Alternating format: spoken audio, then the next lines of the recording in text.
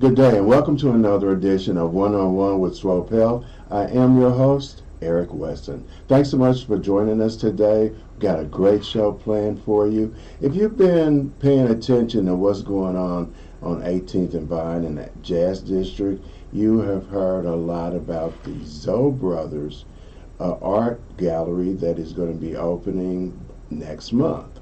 So joining us today is the mastermind I always call behind this whole concept, Mr. Allan Gray, and his assistant, Miss Izzy Vivas. Miss Izzy Vivas. And joining us today, thank you so much for being here. Well, thank you. Thank you. It's good to see you. Good to be seen and not viewed. That's my motto. So, Allan, you got a big thing coming up in June, and tell us a little bit about Allan before we dive into the project. You're born and raised in Kansas City? Born and raised in Kansas City, 42nd in Montgall, part of the Montgall Mafia. Okay. And I've been a long-term resident in Kansas City, moved back here after matriculating at Morehouse and that great college in Atlanta, Georgia. The house, all right. And came back here, got very involved in nonprofit management, government relations, had some excellent opportunities here. But my real passion has always been the arts. My mother was a visual artist. My father was a classical pianist, and so I grew up in a home where the arts were valued and supported. Bobby Watson's my cousin, and so it runs in the blood. I don't play any instruments, incidentally, but I have exhibited my interest in the arts. Founded the Kansas City Friends of Alvin Ailey, served as the chair of the Missouri Arts Council, chair of Arts KC, and a bunch of arts boards around Kansas City. But my latest endeavor, my retirement project, if you will, has been the Zhou B Art Center of Kansas City. And it started as a conversation in Chicago with two of my good friends, the Zhou brothers, Shanzuo and Dahuang. And we talked about what's going on in Kansas City. I invited them to come see the city, meet some of the art leaders. And while here, they saw the Attucks Elementary School, immediately fell in love with it, and the vision started there. Really? Okay. So you went to school here. Where'd you go to high school? I went to Paseo High School. Paseo? Yeah. Elementary school?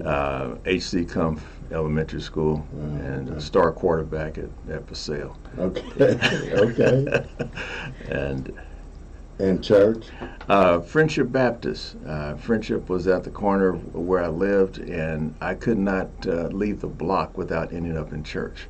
The deacons and Mrs. Howard, our choir director, would grab me at the corner. Where are you going? I'm on my way to the park, Oak Park. And he says, no, you come on in here. I got something for you to do. So, but come from a family of ministers, I didn't go that direction.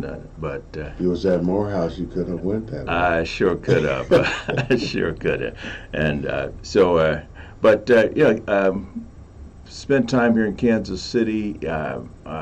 Worked with a lot of people here. Al Brooks was one of my first mentor. Mr. Brooks, Mr. Brooks, Alvin Brooks, who I think is celebrating his 90-something. 92nd birthday. 92nd, 92 years. That's a blessing. It is. But he was one of my early mentors here in Kansas City. Okay, so Izzy? Hi. Hi. So you are born and raised in Kansas City as well? So I was actually born in Chicago, and I've lived in Dallas for about 10 years. I've been in Kansas City for about 7 years. So Kansas City is what I call my new home. Okay.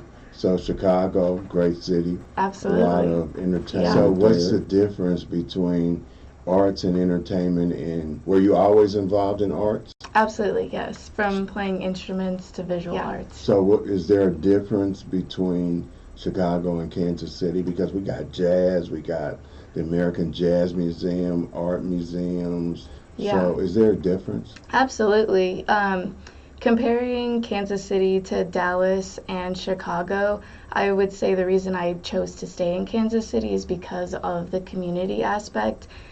Kansas City is a city where, you know, the arts are thriving, and it's one that I can feel comfortable like going to art events alone and knowing that I'm going to run into someone, and there's just this element of interconnectivity and collaboration. People are excited about what you're doing, they're interested. There's not really this sense of competition that I've kind of experienced in Dallas, but people are genuinely, you know, wanting to support you, and they want to offer like help and being like, oh, like you're interested in this, like I know this person, or let me get you connected with this person. And I just think it's a really nurturing city for the arts. So 18th and Vine, Jazz District, you have all the art, I guess you would say, ambiance in that area. So does that excite you? Absolutely. Being there, and now you've got this art institute, really, is what it is. Yeah, absolutely. Before I went into visual arts, I was classically trained on the oboe and played the baritone sax, and my brother, he is a jazz trumpet player as well. So whenever I bring them to Kansas City, the 18th Vine Jazz District is where we go, and we go to the museum, and I'm waiting for him to be 21 so I can take him to all the right jazz spots. But yeah, music has always been a crucial part of like my identity as well. So I was able to see the before with Attucks, and you took me on a tour, and I saw the after. How much of a headache has that been? Because it is, listen, audience, it is tremendous. It really is. Well, thank you, and you know, it's been a labor of love, and you know, when you take on these projects, they become your life, and so the Zhou Brothers Art Center is something that since 2017, every day, you know, it's taken some of my attention, some of my thoughts, and many conversations. Many sleepless nights. We started out, it was going to be a $4 million project. After we got architects and engineers involved, it quickly turned into a $27 million project. Wow. But I look at that even as a positive, putting $27 million into the Kansas City, specifically into the 18th and Vine area, is quite an investment. And it's an investment in the future of Kansas City. And we like to make sure that everyone understands that this is a Kansas City project. We're bringing two of the top international abstract contemporary artists in the world to Kansas City. So it's going to enhance 18th and Vine. We're homed and housed at 18th and Vine, and we're happy to be there and to bring this element and this elevation of the arts to the district. And to be continue to be a part of that heritage in that area. Then I just want to say quickly, Izzy, she's very modest. She's not my assistant. She's actually our art director, and so she brings quite a bit of talent to the table, and we're very lucky to have her and to get her ideas, and she's putting her fingerprints onto the I used to call it project, but now it's a movement. It's an initiative. It's an institute. It's going to quickly be part of the Kansas City artistic landscape. Okay. Well, that's great. So, you know, I toured the place, and one thing I can say about the gallery is that it's relaxing. So would you encourage people to go there just to have an afternoon of relaxation? Because the artwork is phenomenal. I'm still trying to figure out what wall, that one big painting, that's two parts that the Zhou brothers have created. I'm trying to figure out which wall in my house that would fit on. But isn't it relaxing, lower your blood pressure, just a day of no stress? Yeah, art has a way of connecting with our humanity to our spirit, and art impacts each of us on an individual level. And that's why I tell people not to be afraid to go into a museum, even if they know nothing about the museum, nothing about the art. It's about the human nature that about our spirit that connects us with the art, and what you walk away with might be entirely different than what I walk away with. But at the Zhou Brothers Art Center, we welcome people to come in. Izzy is there 24/7 to greet you, and we want everyone to feel connected to the center and to feel that that's a home. That's a place where they can go relax. They can go and be rejuvenated and to find a piece of themselves that they may not even been aware of as they look at the variety of artwork and that's contained there. And this is just the beginning. You said relax, but before relax, June 1st. At 6:00 p.m. we're going to party. We're going to open. Make no doubt, we're going to open up this art center, and it's going to be a grand celebration. And people are going to, as you've had the experience, be able to walk through the halls. A lot of people have come through that went to school there, that taught there, and that's one of the things that it's important to note that this was a black elementary school. And so there's a lot of history there. A lot of memories are evoked, a lot of tears as people walk through and see their old classroom and remember being sent to the principal's office. Oh, we don't want to talk about that too much, but it's going to be a great place, and it'll continue to evolve. We, by intention, have not put every piece in place. But that gives us the opportunity, as Izzy and I are walking down the hall and talking to artists or someone new to the building, and there's an idea. We say, hey, let's check that out. Let's see if we can make that happen.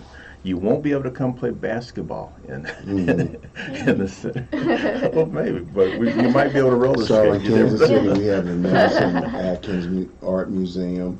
We have the Kansas City Museum. Do you think there are too many museums, and what makes the new gallery different? Yeah, I don't think that there's too many. In kind of what I was referencing before, the great thing about Kansas City is we're not in competition with each other, we're in collaboration with each other, and I think that one of my initiatives for the Art Center and what Allan and I have really been working on together is this element of community and programming. So a lot of the pre-opening things that him and I have been doing is bringing those community leaders and art leaders into our center to be like, hey, let's be creative here. Like, we have a blank slate that, like he said, we're leaving open so we can think about what we want to do in collaboration with these institutions, with smaller organizations, with artists, with curators. And so, has that been well received? Absolutely. In getting those other museum heads in to kind of support what you all are doing? Yeah, absolutely. We've met with the Art Institute, Arts KC, the Mid-America Art Alliance, Visit KC, lots of different organizations, and just they're also being really receptive to the project, but also supporting us as a team and being like, hey, if you all need anything, let us know. If you would like guidance on, where to point or make the connection for this certain endeavor, like, everyone's been super, super kind in this project.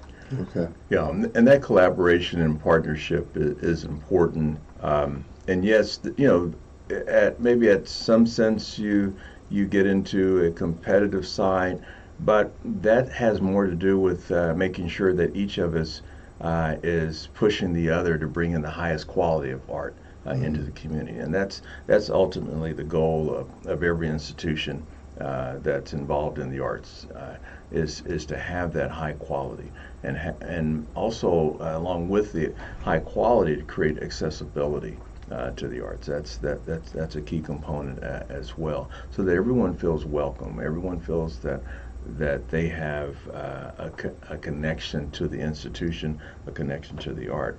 The other thing that we're trying to be very careful about and is to not reinvent the wheel. There are a lot of good programs in Kansas City, and some programs you can't get enough of. But we don't see a need to recreate programs that are necessarily in existence. We want to use our imagination and our thought to come up with things that don't currently exist, and maybe they exist in other places around the world. We'll try them. So will there be like traveling exhibits there, or will you just deal strictly with what you're dealing with? Yeah, so we are finalizing the exhibition programming. Our first exhibition, which will be released June 1st, we are having CCH Pounder come in, curate the exhibition. So she's bringing in 4 very talented, internationally acclaimed, and then 2 local artists. So we have Michael Brantley, Harold Smith, Robert Hale, and Tony Ramos in the exhibition. And then as far as what our curation will look like, we're still in the process of finalizing that, but we do intend to bring people here and collaborate with the community, but also bring in some nationally and internationally acclaimed artists to Kansas City. Okay, and something else that we haven't talked about that's a part of the center is studio space that artists can go in, rent space, and do their artwork there. Yeah. Are they going to be able to play instruments in there, or is it just strictly visual art? Right now we have predominantly visual artists. There's 45 studio spaces total. We're at about 50% capacity, which is awesome. And then I have done some tours and had conversations with musicians and performance groups. So that's not off the table. It's just a matter of being creative with the space that we have and finding ways to accommodate their practice. And while there currently there may not be, studio space for musicians, for example, and that really is an element of the design of the building and making sure that we have control of how sound travels through the building. Mm-hmm. But there will be music in the space. We will be programming concerts and ensembles. We just had the UMKC Conservatory dance, spring dance program in the space. And it was kind of interesting because we used a space that we had not really intended to use for dance, and it worked out amazingly well. What was that, the auditorium? The former gymnasium. Gymnasium. Yeah, and so that was surprising, but it speaks to what we were saying about how organically we're approaching the use of the building. We've taken the previous 4 or 5 months to try to, you move into a new house. You have to see how, maybe this piece of furniture doesn't quite work here the way I thought it would. Let me move it over here. Oh, yeah, that's it. Let's put this painting here. And so that's the process we're going through now. And we welcome the community to come and take a look at it. We're looking at how we're going to connect with the surrounding neighborhood. We've got a senior citizen facility right across the street, Centennial United Methodist Church there with Kim Randolph, Reverend Randolph, I should say. Right. We'll be looking at that and a whole cast of opportunities as we grow. And again, we're just starting June 1st. This is the beginning. But the center is something that we expect to be generational. I expect our kids will come back and look at this and say, wow, look what they created and left for us. What about, this is the area has some development projects on the table, I think turning it into a pedestrian walkway. Do you think that'll affect the amount of people that come in there? Well, we like to believe that people will seek out greatness and quality and entertainment or things that are of value. I have looked at some of the early plans, the designs for the walkway, and I think as long as the walk provides ample opportunity for egress and exit, that the ability for the public to come from point A to point B is what would be most we'd be most interested in and concerned with. Getting another parking lot on the east end of 18th and Vine is essential for the future growth, and it will actually enhance what the current plans are. So we would definitely want to look at that. Yeah, that's the parking lot over on 19th and Vine. Yeah, there's one on 19th and Vine on the west end. When we started this project, we've been looked at as the east anchor of 18th and Vine, a location to draw people through the corridor there and give them, that pot of gold at the end. So how much is the cover charge to get in there? I get in there free. I don't know. Well, so it's free to the public? You mean they can come in and look at all this beautiful art and participate in these events for free, no charge? We will be finalizing a lot of the details that come with the exhibitions, as well as the events. First Fridays we intend to be free to the public, and having like a cash bar for people to come, hang out, relax, enjoy some artwork, enjoy some music. So each event that we do will have different like structure associated and you'll with it. be able to tie everything into 18th and Vine, and that's going to be interesting. I'm going to love to see that transition. The Gym Theater is supposed to have some things going on.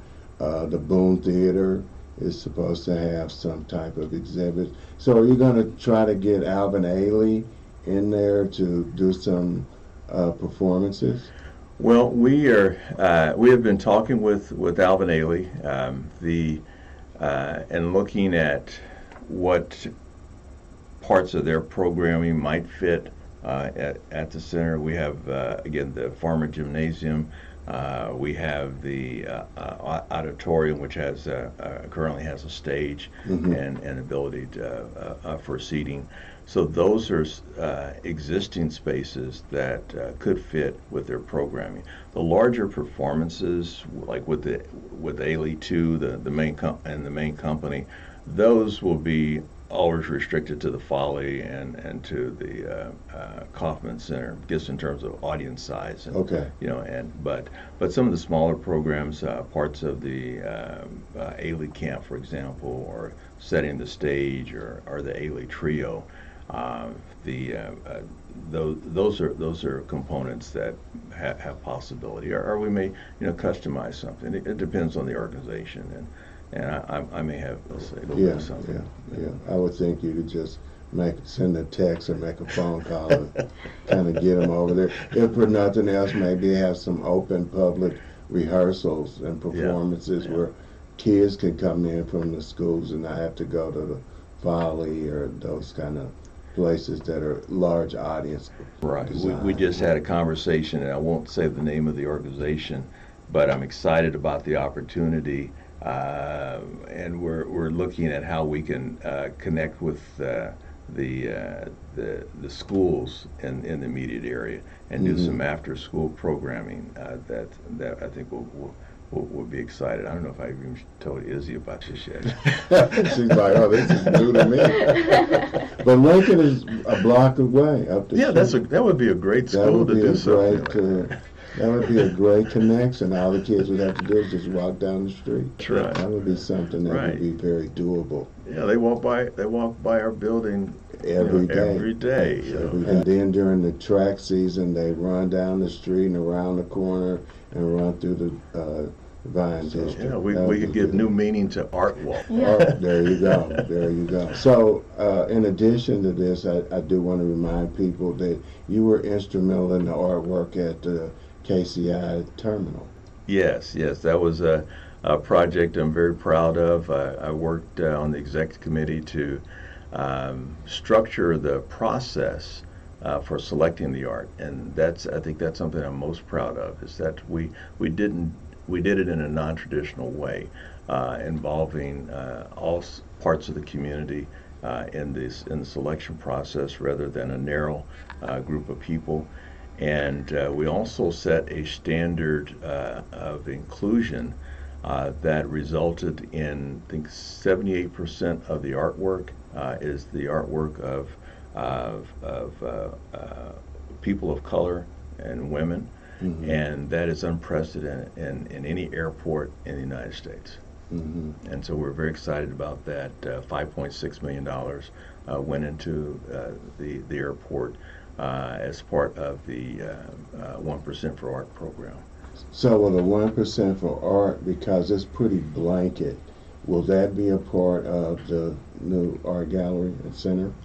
No, it's a privately funded project. The exception being we received money from CCED, and we also received money from the state historic tax credit program, and brownfields. But other than that, we didn't qualify for the 1% because we weren't a public project for the city, Kansas City. But we were pleased that we were able to minimize the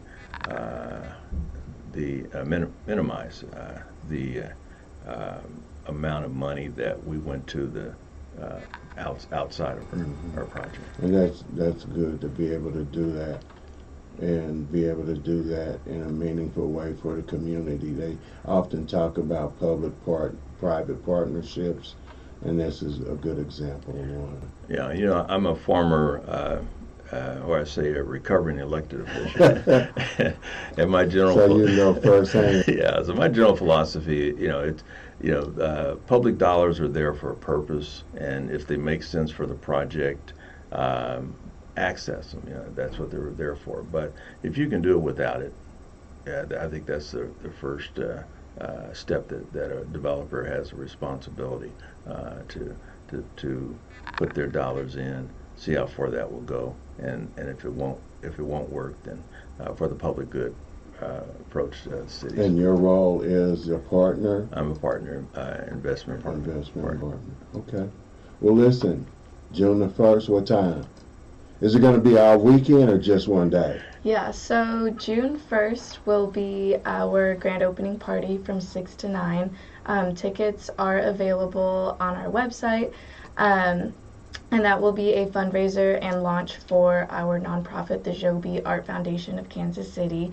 So that goes directly towards helping subsidize art studios, develop exhibition and community programming. And then the following Monday, we will have an artist talk, more details to come. And then June 7th, which will be the first Friday of June, is when we will be free and open to the public, and you can come and party with us again. Yes, sir.